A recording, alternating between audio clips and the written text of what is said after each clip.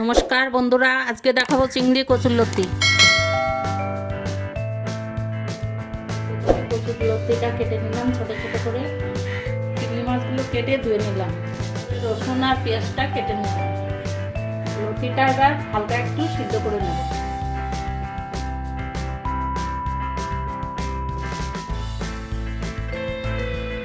সিদ্ধ করে কচুরলতিটা নামিয়ে নিলাম। লবণ হলুদ দিয়ে চিংড়ি মাছটা মাখিয়ে নেব। সরষের তেলটা দিয়ে চিংড়ি মাছটা ভেজে নেব।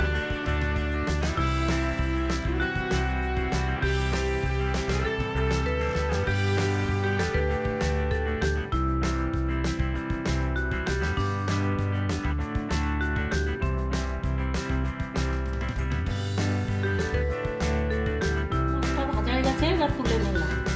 তেলটার ভিতরে একটু তেল দিয়ে দেবো। একটু সাদা জিরে ফোড়ন দিলাম। রসুনটা দিয়ে দেবো। এরপরে অল্প একটু পেঁয়াজ দেবো। পেঁয়াজ রসুনটা একটু লাল করে ভেজে নেবো। ভাজা হয়ে গেছে, এবার 1 চামচ ধনের গুঁড়ো দেবো।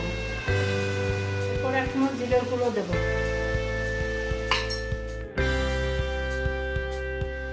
এরপরে কাঁচা লঙ্কাটা দিয়ে দেবো। 1 চামচ হলুদ দিয়ে দেবো। কচুরলতিটা দিয়ে দেবো ভিতরে।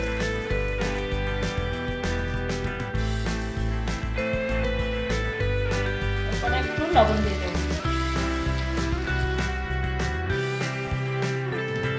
কষানো হয়ে গেছে, চিংড়ি মাছটা দিয়ে একটু ঢাকা দিয়ে দেবো।